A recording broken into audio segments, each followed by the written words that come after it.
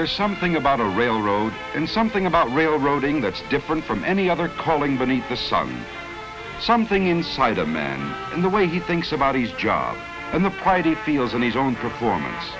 It rides the motor car across a stretch of open track with a band of men on their way to work.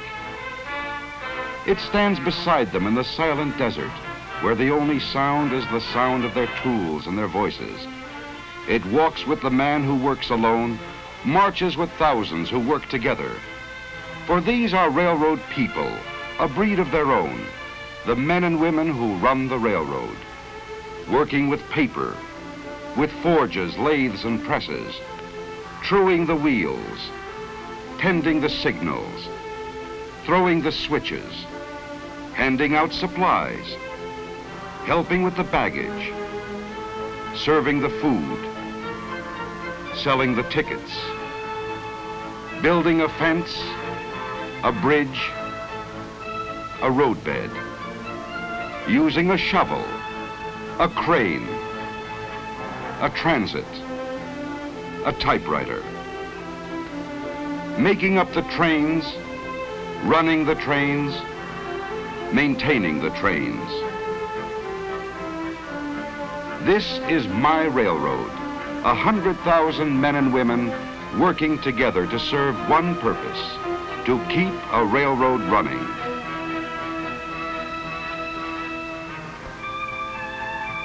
In the beginning, there was nothing. No rail, no roadbed, no rolling stock. Nothing but untouched wilderness. But in the wilderness was also a promise, the promise of a Western empire which could make one nation as wide as a continent if it could be bound together with bands of steel. Where few men had dared to walk, a path was cleared. Out of the rock, out of the earth, and through the virgin forest. Ties were hewed, rail was laid, bolted, and spiked down. When the last spike was driven, our first trains moved across the continent. Up and over 7,000 feet of mountain barrier, locked in winter's clutches, and into the heart of the Western Empire. A nation now was joined together, a nation scarcely born, yet reaching for its destiny. As the West and Southwest grew, so did the railroad. Until today, those rails which once bravely spanned the mountain have become an interlocking network, binding together the far west, the southwest, and the south, linking them in turn with the mid-continent, and through many connecting lines, hauling traffic across the nation. Hauling the products of the forest, lumber from the Siskiyous, the Cascades, the Sierra, from New Mexico, Texas, and Louisiana.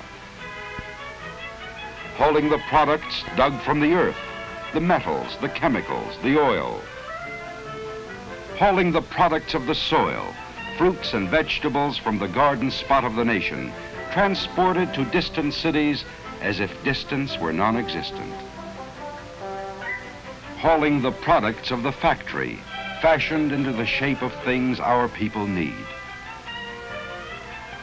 Hauling the people of a free nation, a people free to move and travel at their will without answering to any man. This is my railroad, a service performed by 100,000 men and women who share a common pride, knowing how to run a railroad.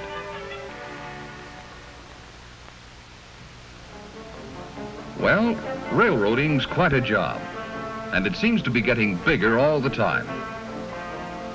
All along our lines, we keep getting more people. Don't ask me where they come from, but they keep right on coming. And behind those people, we keep getting more business and industry.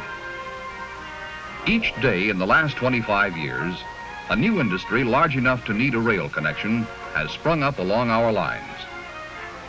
Since the end of World War II, that rate has doubled, 2 new industries a day, turning out goods that have to be delivered to somebody, somewhere, all over the country. So it's no wonder we can't ever say a railroad's really built. We're always adding to it and always rebuilding it. For instance, as traffic increases, we keep laying bigger and heavier rail to carry the heavier loads. Replacing rail isn't a complicated job till you remember you can't hold up traffic. Our boys work it out, though. The fellows down the line pass the word along when a train's coming. We make a temporary joint, move our equipment out of the way, and the train goes right on through. It's work, and the train has to slow down a little, but traffic keeps on moving. The speed at which we can run our trains depends only partly on the power of the locomotive. It depends even more on the weight of the rail and the curves and gradients of the track. We always try for a straight and level line. But the contours aren't always made to order. We have to fit our railroad to the contours. So when we have to build a curve, we try to make it as gentle as we can. On one stretch of track, the Tehachapi Loop, it wasn't quite so easy. We had to swing our curve all the way around, so one end of the train actually passes over the other. We have to carry passengers and freight even when there's a mountain where we want a canyon, or a canyon where we want a mountain. So we move the earth around, that's all. Cut it away from one place and fill it in another. Cut and fill. That's the basic pattern. Where a cut would be too deep, we drive a tunnel through. Where a fill would be too great, we build a trestle or viaduct to carry our trains on stilts. In order to cut across the Great Salt Lake, we had to build a trestle 12 miles long. We put a roadbed right across the water. And we engineer our bridges. Sometimes we build a small one. Sometimes we build a high one, like the Pecos River Bridge in Texas. There are more than 10,000 bridges, viaducts, and trestles on our lines. It's a lot of work to build a railroad. And the work is never done. What you build, you have to maintain. Maintaining a railroad takes a lot of material. Our supply trains are always on the move, carrying that material to every point in the system. It takes a lot of equipment, and some of it very technical, like the rail detector car, which can see right inside the steel rails, looking for flaws no human eye could ever see. But mostly, maintaining a railroad takes a lot of men, and those men have to know their jobs. When the weather's fine and the sun is out, it isn't too difficult. But when the weather changes, the job gets a little more complicated.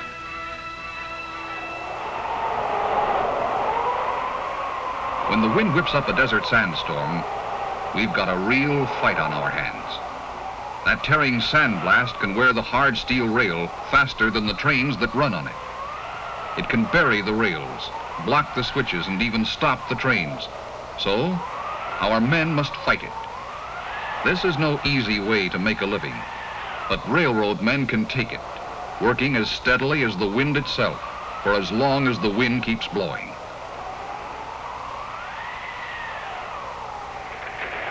Like I say, it's quite a lot of work to run a railroad.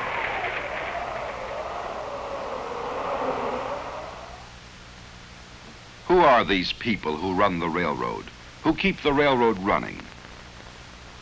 We're a plain and friendly people living in the cities, towns, and rural districts of 8 states, living among our friends and neighbors, whose patronage of the railroad gives us the work by which we earn our living. We in turn contribute to the communities in which we live. We pay our taxes, take an active part in community life, and buy from merchants up and down the streets of 1,000 towns. We're members of clubs, women's clubs and service clubs, and members of sports clubs too, both as players and as spectators. We all have fun, don't we, Bub? Yes, we're a plain and friendly people, we who run the railroad. We who run the railroad in sun and storm, in summer and in winter, in order to carry the people and the products of a nation, so that one man may exchange his goods with other men, and they in turn with him, in the working pattern of a free economy.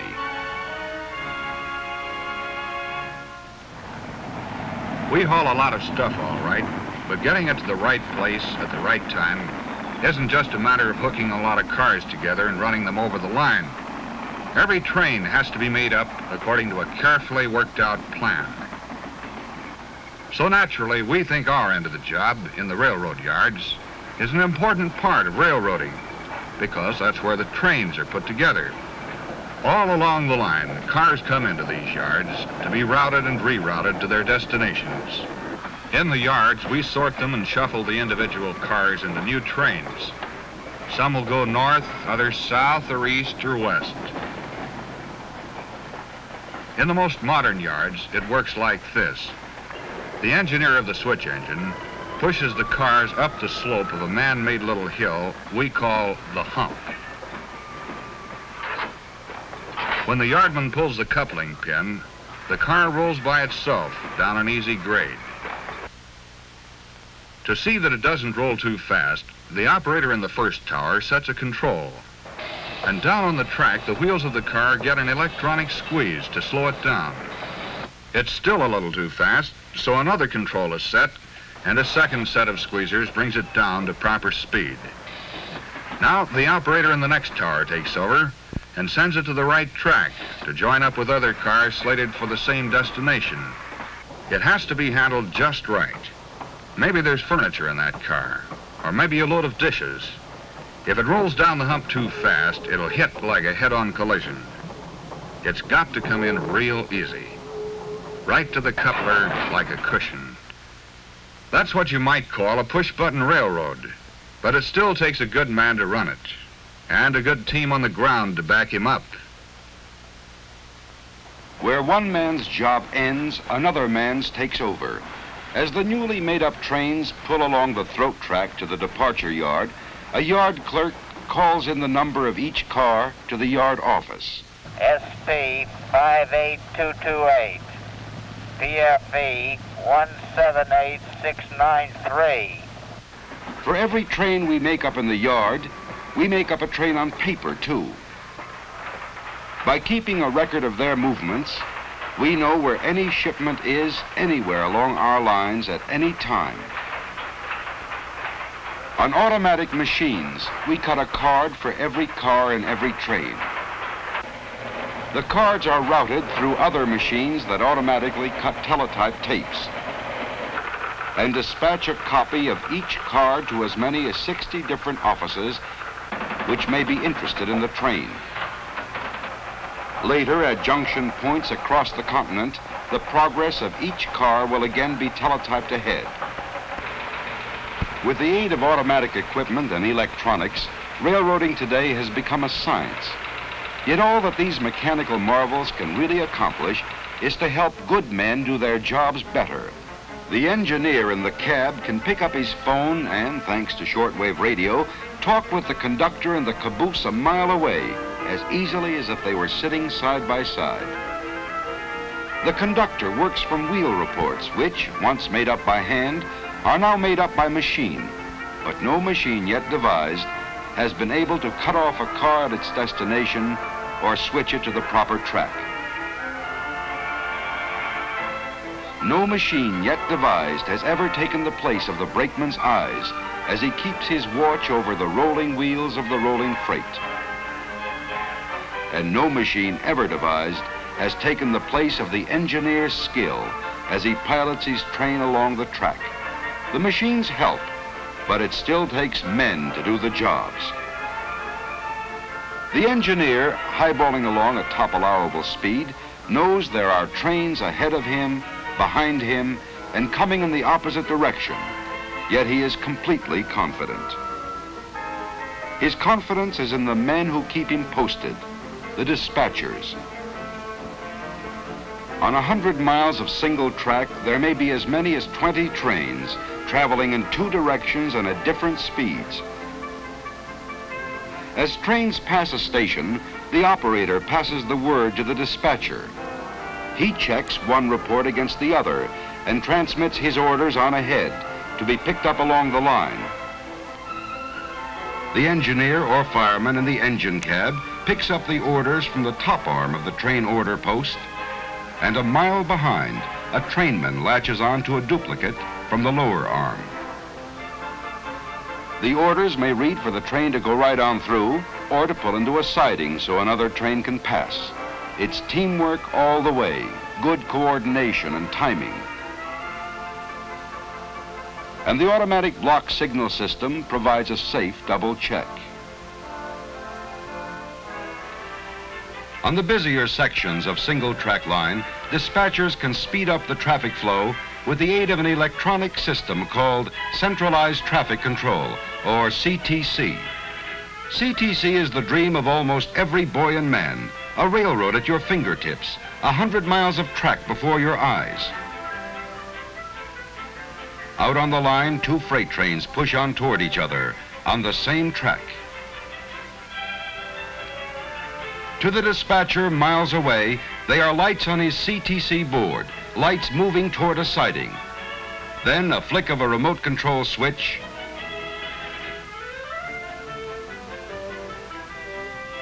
one freight takes the siding, the other train keeps right on rolling. With the positive control of CTC, the dispatcher's judgment cuts down delays at sidings, and often he can time his meets so perfectly that neither train must stop.